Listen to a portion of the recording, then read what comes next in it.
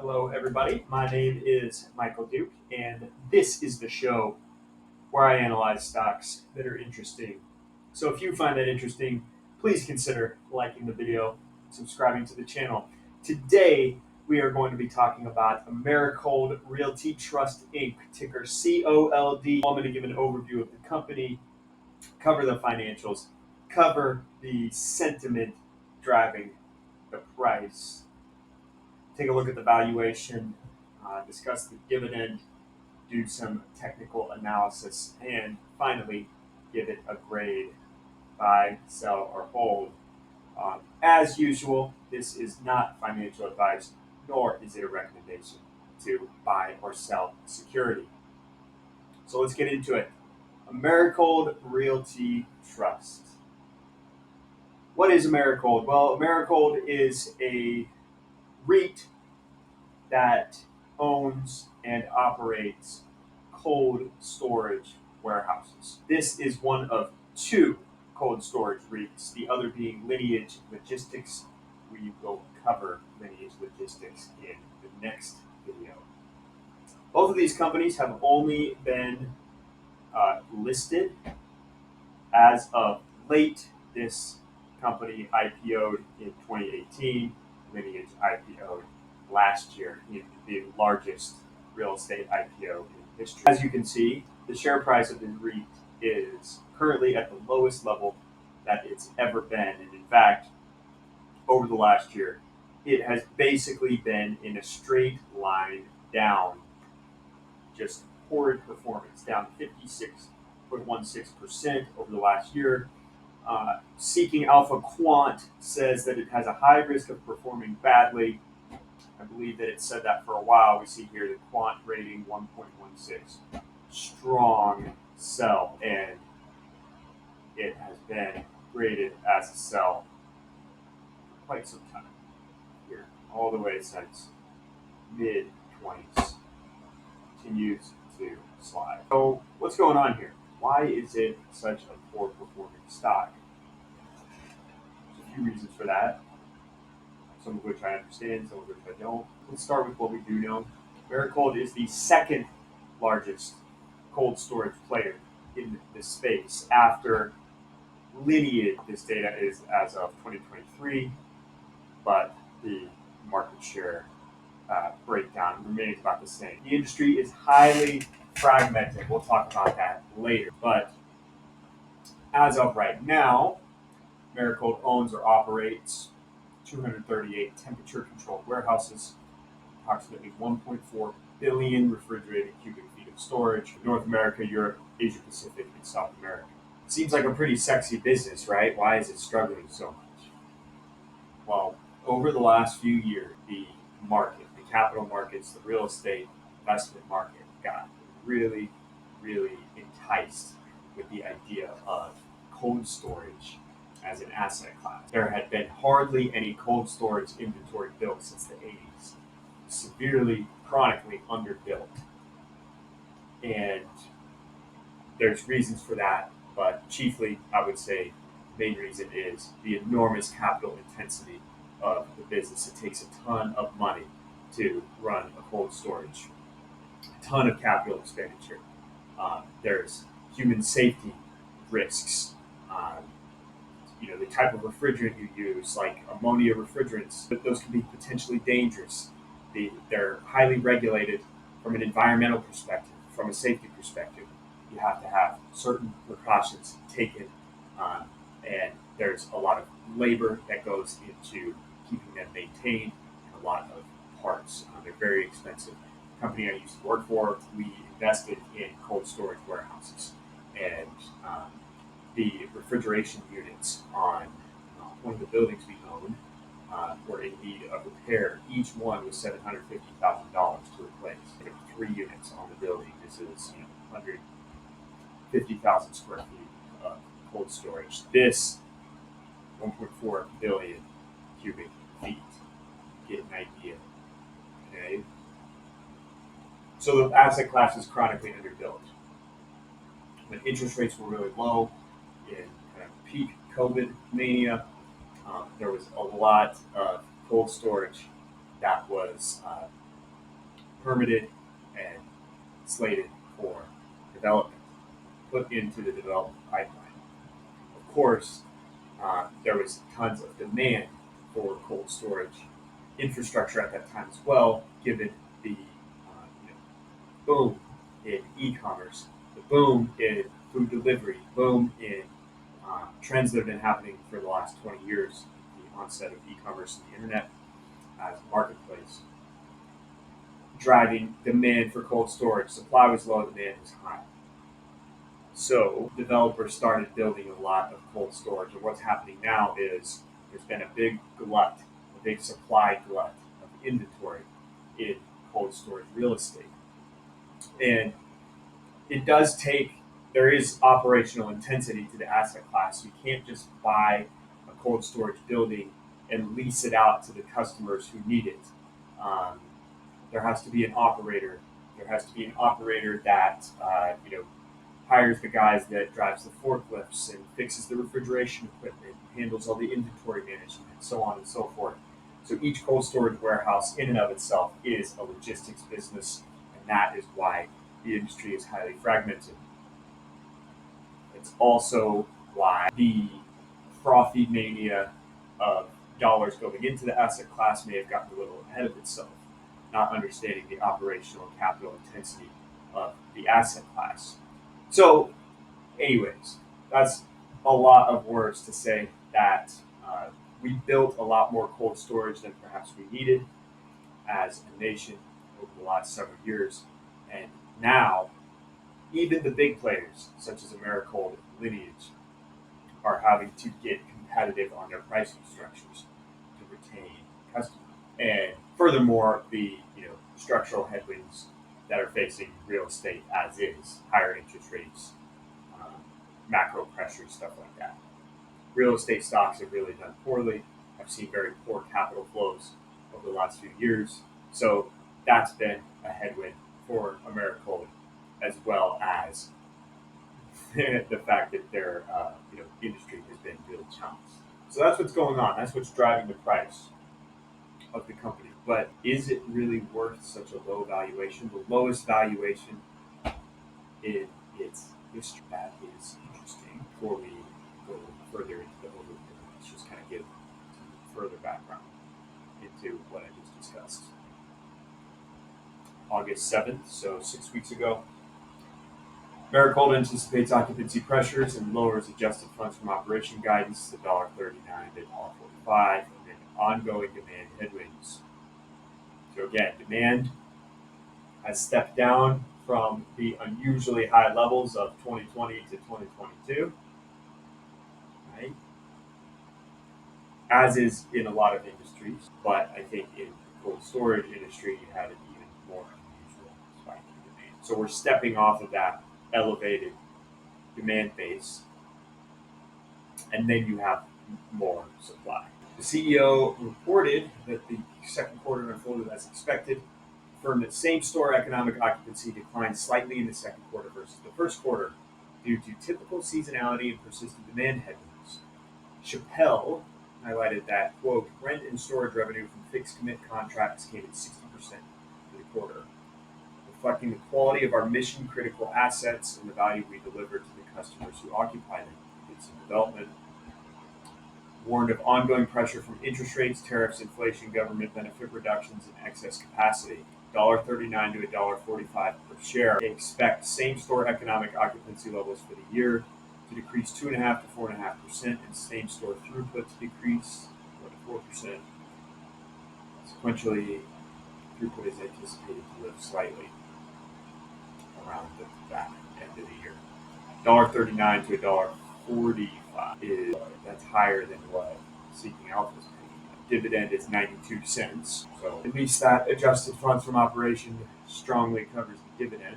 Although we're not looking at the adjustments right now, perhaps we should, depending on how much time we have here. Pricing pressure in the U.S. market was described as intensifying, with some competitors engaging in irrational moves. Customers are maximizing their own infrastructure, leading to slower third-party occupancy gains, so bringing some cold storage in-house.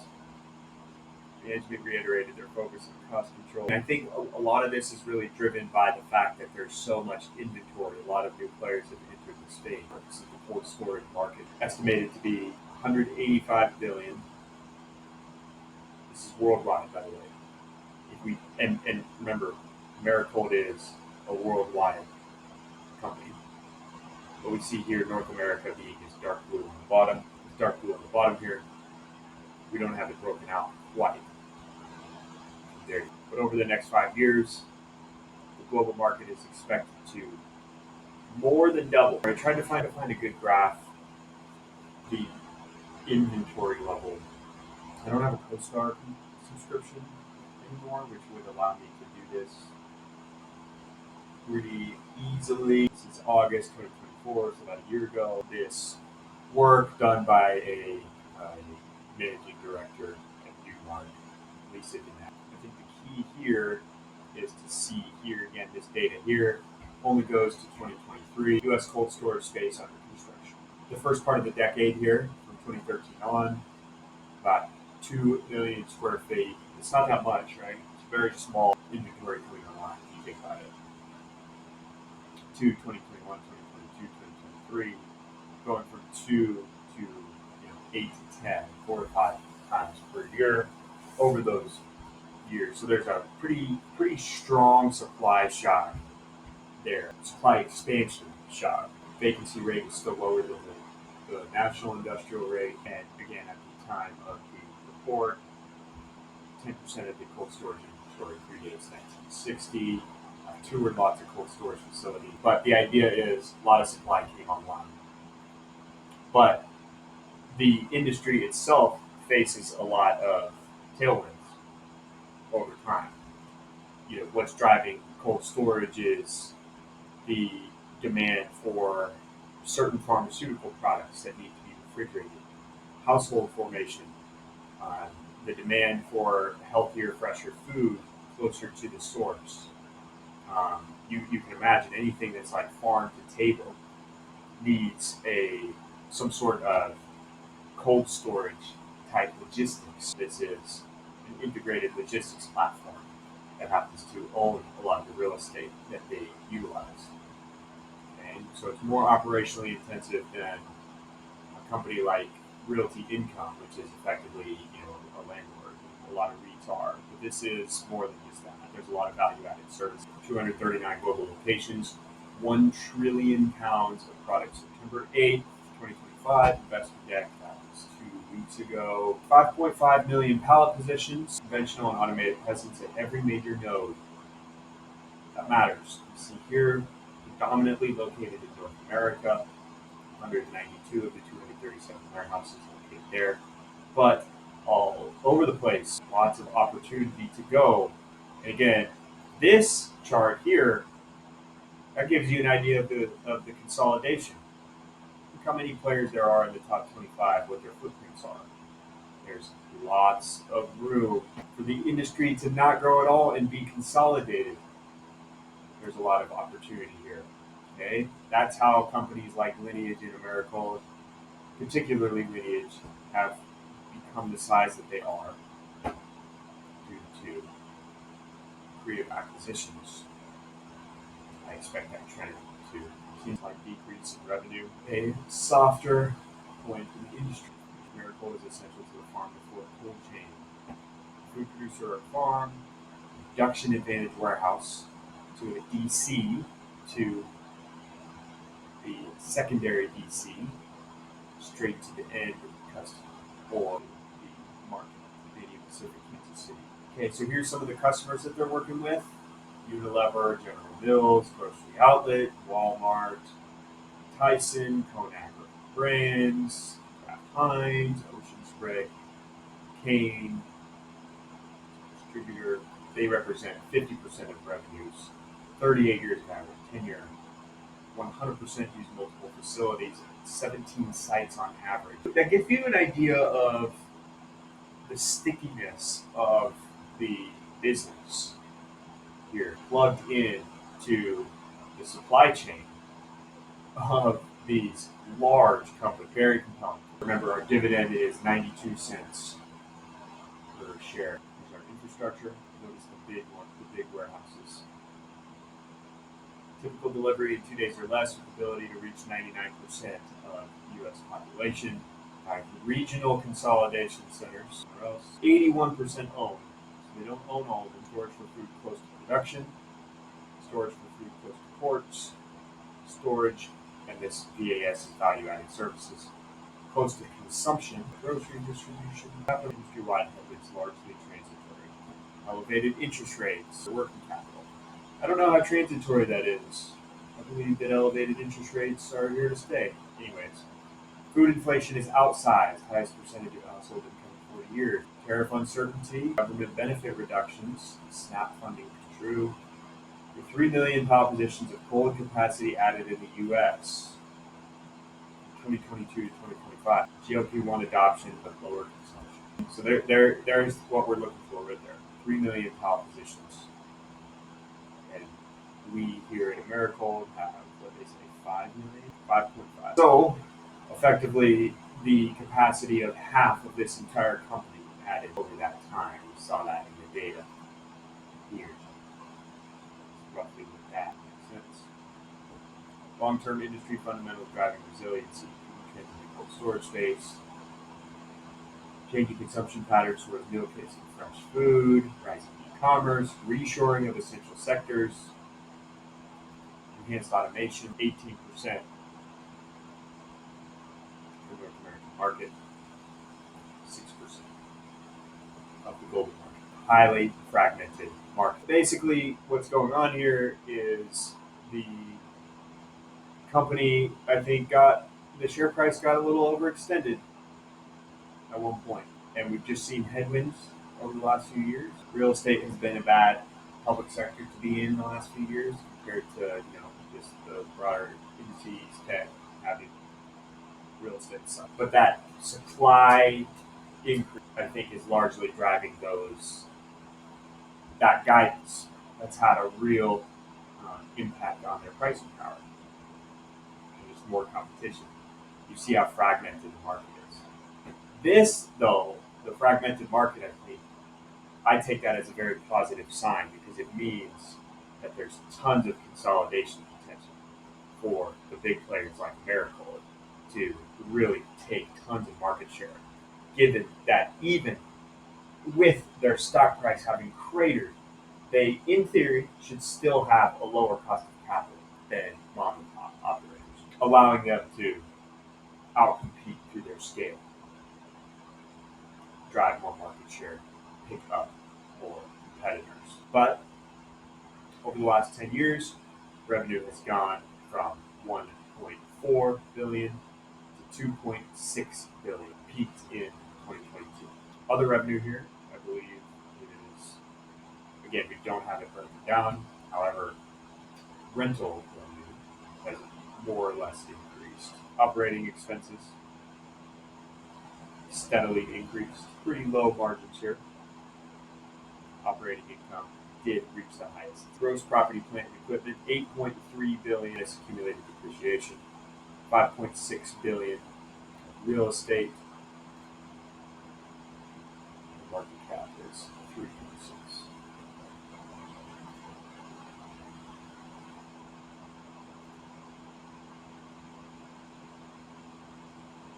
Long-term debt, 3.8.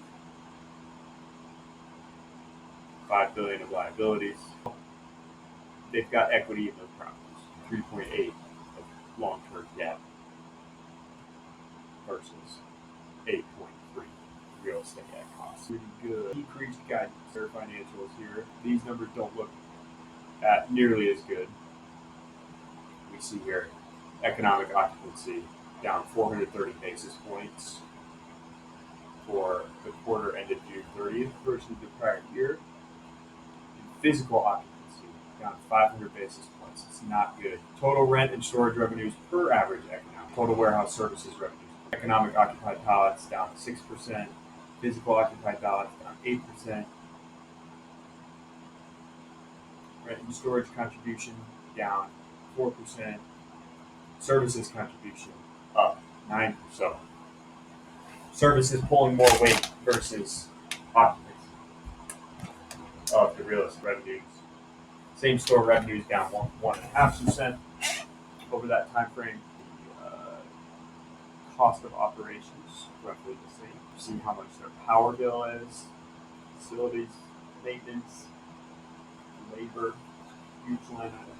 You also see here rent and storage is not as much as service. Think about that for a second. Even though it's organized as a REIT, there is more money coming through services versus rent and storage. Numbers, I can see why the market hasn't liked this one. These numbers don't look very good. I really don't think that they look very bad either.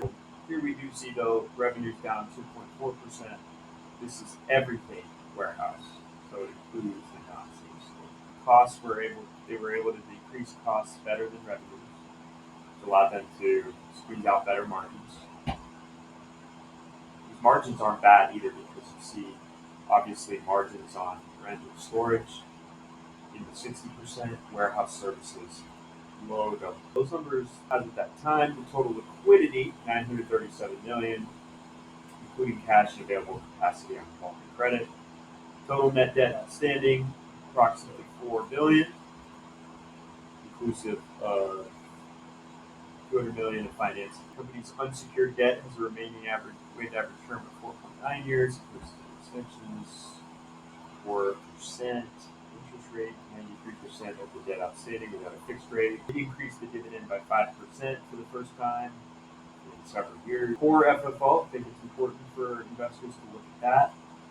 As you see, here's our adjustments: amortization of deferred financing costs and pension withdrawal liability, amortization of below above market leases, stock-based compensation, quite a bit, non-real estate depreciation, maintenance, capital expenditure, 27 cents a share of core FFO versus the 23 cents dividend. Trading close to book value. You see below the sector median. It's trading close to a 1 price sales ratio, which is very much lower than the typical REIT. Again, we know that it has kind of a different structure in a lot of ways than the other REITs. So that gives you an idea. Americold has a lot more revenue per share than most REITs do because it's not just rent that they're collecting. So I find that interesting. Depending on if you're using adjusted or just straight up FFO, between 8 to 12 multiple. Very attractive, I think. It gets a B grade from Seeking Alpha, dividend. Current yield 7.28%. It's never been anywhere close to that. It's been mostly around 2% the whole time. And then all of a sudden we're seeing a big explosion. Dividend growth has been fairly anemic, very attractively valued. See, they didn't increase the dividend all throughout this period. Just regular increases, but I think no ifs, ands, or buts about it. This is an income stock at the current price. Again, 7.28%. Pretty sexy. I think the valuation is very strong. One thing we didn't talk about was, does the company have a moat? There's a couple ways we can look at that. One, they don't have some impenetrable moat. Okay? It's a service business. Service differentiates them from their competitors and scale. If they had some sort of impenetrable moat, their sales would be slightly declining as they are right now. But there is a moat for any business. I think that makes it in the sector. There's a moat that's derived from the barrier to entry, the enormous amount of capital required just to have one facility, not just to build it or buy it, but to run it, the amount of maintenance that it costs.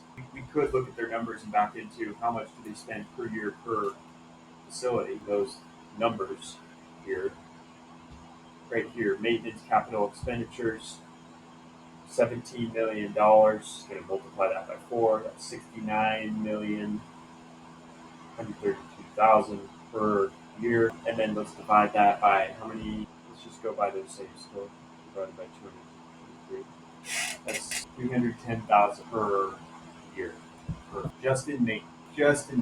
In theory, there should be a moat because because of just the sheer capital intensity required, because they're such a large company with publicly traded shares that can issue those shares on the public market. They can access more capital than their competitors besides lineage.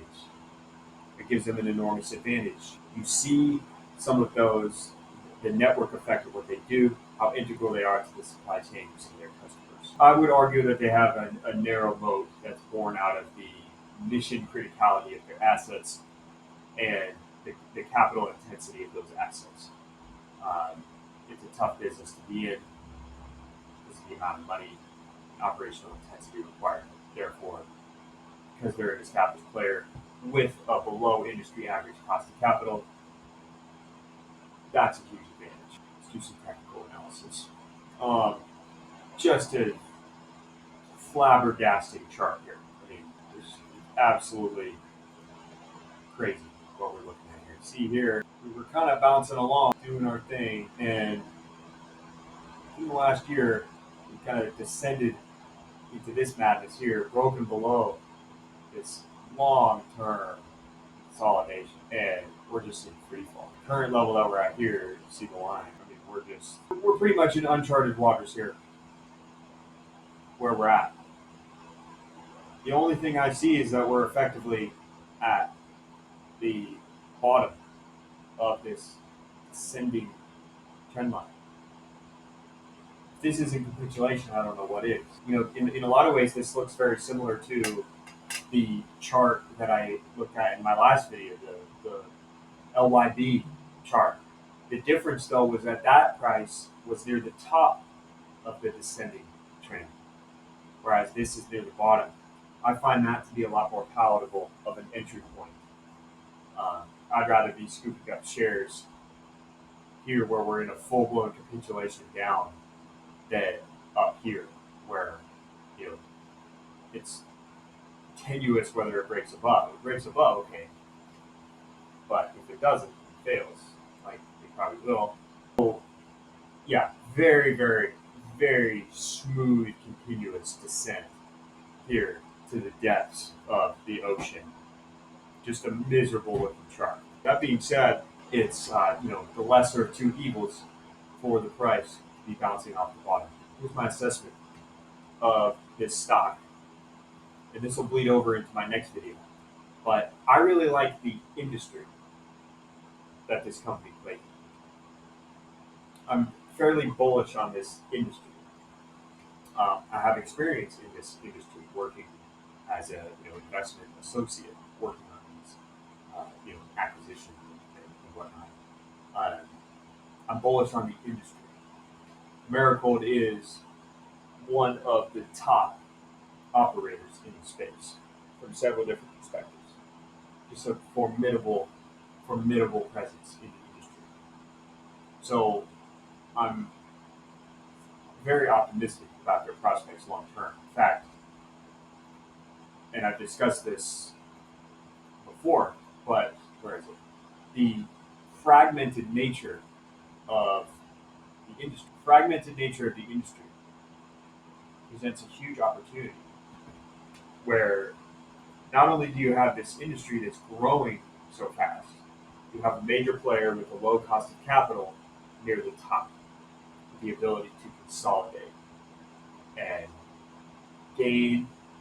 Basically, what we're looking at is a market that I think is growing a lot over the long term, with a company that could grow their market share within that market. I do believe that a lot of the headwinds that they're facing are transitory or temporary. I do think that the valuation here is compelling. I think the dividend is, from what I can tell, is fairly safe. I wouldn't expect it to grow much in the near term, if at all. I wouldn't expect a lot of dividend growth here. But I think all around, I like this a lot. It's a buy, particularly from a technical perspective. We could be getting close to the bottom. If we're not close to the bottom here, then it'll continue to get more compelling in value. I don't know what the catalyst is that flips it. So all that's to say that I graded it buy at the current valuation just on the merits of the value that it presents. However, I would not be surprised if it does not perform well over the subsequent few quarters from here, because it's really hard to tell what's the catalyst here. It's not clear. So I think, talk to my viewers out there that might be interested in this stock, I would urge a lot of restraint and patience. If you do like the stock, you are bullish on it, I wouldn't expect it to rebound anytime soon, because what's the catalyst exactly? Is it interest rates? Such a muted impact. You see all the inventory coming online. I think what really starts to drive share gains here is the management teams of companies like Americold, Lineage, and across the country to accept or internalize the belief that interest rates will be higher for longer, and let's push forward, right? But that commentary. So I graded it by. I think it's a good value. I think it still has fairly low cost of capital relative to what it can generate. We saw in their own deck, they're saying 10 to 12% is what they can return on new projects, as long as that's the case and the dividend is below that. I just don't see why it isn't too late there for the share price to recover. So, anyways, that'll conclude our video today. Hopefully you found this interesting. If you have, please feel free to leave a comment. Tell me how I'm doing. Give me a suggestion for a company you want to see analyzed. Again, I'm going to next take a look at Lineage, maybe do a little bit of comparison here to Americold. But I think this is very, very interesting of the company, and certainly think it's compelling here, despite lots of challenges. And frankly, it's capitulated so much. I don't see there being a ton of downside from the current level, although those types of things don't surprise me anymore. So please do your own research if you're taking a look at this company. As with any, don't rely on my analysis solely, but hopefully you found it interesting, compelling, entertaining, and helpful for your own uses. So anyways, it's been fun doing this with you, and until next time, I will see you again. But have a good rest of your evening, and I'll talk to you soon. Thank you for watching.